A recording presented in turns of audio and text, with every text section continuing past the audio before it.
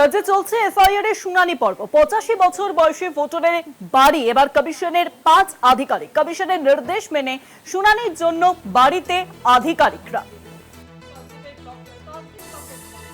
কিন্তু নির্বাচন কমিশনের আধিকারিকরা তারা পৌঁছলেন কাকদ্বীপ ব্লকের শ্রীনগর গ্রামের বাসিন্দা আলমবাড়ি শেখ। 2002 এর তালিকায় নাম না থাকায় নোটিশ পেয়েছিলেন তিনি।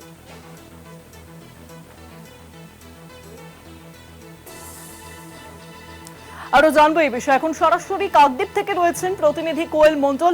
কোয়েল, 85 বছর বয়সী ভোটারের বাড়িতে কমিশনের 5 জন আধিকারিক, অর্থাৎ নির্বাচন কমিশন যে নির্দেশ স্পষ্টত দিয়েছিল যে যারা বৃদ্ধ, যারা বয়স্ক, যারা বিশেষভাবে সক্ষম তাদের বাড়িতে নির্বাচন কমিশনের আধিকারিকরা যাবেন শুনানির জন্য, অর্থাৎ সেই ছবি কিন্তু আজকে কিছুটা হলেও স্পষ্ট হচ্ছে। দীর্ঘদিন সেই ছবি কিন্তু স্পষ্ট ছিল না। একদমই শুভঙ্গী, দেখো এসআইআর এর শুনানির আজ পঞ্চম দিন এবং প্রথম দিন থেকে বিভিন্ন শুনানি কেন্দ্র জুড়ে যে সমস্ত অসন্তোষের ছবি এবং হয়রানির ছবি উঠে এসেছিল, বিশেষত বয়স্ক যে ভোটাররা অর্থাৎ 80 বা 85 ঊর্ধ্ব প্রবীণ ভোটাররা, তারা কিন্তু কেউ সন্তানের কোলে চেপে, কেউ প্রচন্ড কষ্টে টোটোতে চেপে, কেউ আবার দেখা গিয়েছে বিশেষভাবে সক্ষম ভোটার, তারা কিন্তু হুইল চেয়ার চালিয়ে শুনানি কেন্দ্রে উপস্থিত হয়েছিল। বারে বারে প্রশ্ন উঠেছিল যে নির্বাচন কমিশন যেখানে নির্দেশ দিয়েছিল যে এই ধরনের ভোটারের ক্ষেত্রে শুনানির প্রয়োজন হলে তাদের বাড়িতে গিয়ে শুনানি করতে হবে, সেখানে কোথাও গিয়ে নির্বাচন কমিশনের নির্দেশ থাকা সত্ত্বেও সেই নির্দেশের বাস্তবায়ন কোথাও দেখা যাচ্ছিল না। তবে শুনানির 5 দিনের মাথায় এসে খানিকটা সেই যে নির্দেশ, সেই নির্দেশের বাস্তব রূপ আমরা দেখতে পেলাম। প্রথমেই কাকদ্বীপ ব্লকের শ্রীনগর গ্রাম পঞ্চায়েতের 85 বছরের এক বাসিন্দা, 47 নম্বর বুথের বাসিন্দা আলমবাড়ি শেখ, তার বাড়িতে নির্বাচন কমিশনের যে প্রতিনিধি দল, অর্থাৎ এই শুনানিতে যাদের থাকার কথা ছিল আগে থেকেই, যেটা সিদ্ধান্ত হয়েছিল এই আরো থেকে শুরু করে মাইক্রো অবজারভার, অন্যদিকে সুপারভাইজার থেকে শুরু করে এবং স্বয়ং কাকদ্বীপ যে সমষ্টি উন্নয়ন আধিকারিক তিনিও নিজে রয়েছেন এই দলের মধ্যে, বাড়িতে গিয়েছিলেন। ঠিক তারপর আলমবাড়ি শেখের বাড়ি, আলমবাড়ি শেখ 85 ঊর্ধ্ব বয়স তার এবং তিনি বার্ধক্যজনিত কারণে একেবারে শয্যাশায়ী, যার কারণে শুনানি কেন্দ্রে তিনি যেতে পারেননি।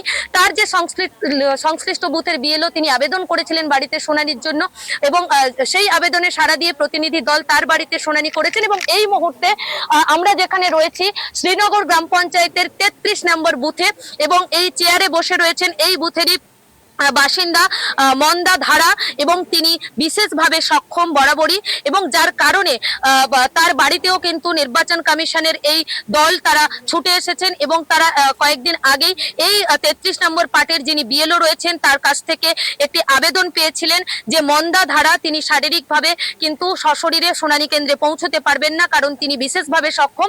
এবং সমস্যা যেটা, কেন মন্দা ধারার কাছে শুনানির নোটিশ পৌঁছলো, কারণ হিসেবে যেটা জানা যাচ্ছে 2002 এর তালিকা মন্দা ধারার নাম ছিল না এবং তিনি শারীরিক দিক থেকে বিশেষভাবে সক্ষম হওয়ার কারণে 2007 সালে কিন্তু তার প্রথম ভোটার তালিকায় নাম ওঠে।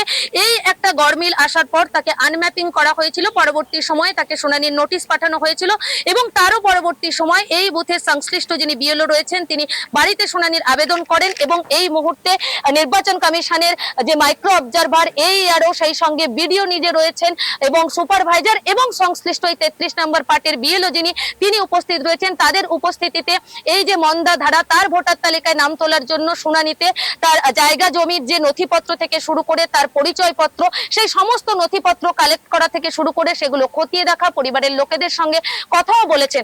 আমাদের সঙ্গে এই আরো রয়েছেন অচিন্ত বিশ্বাস, তার কাছ থেকে একটুখানি জানবো।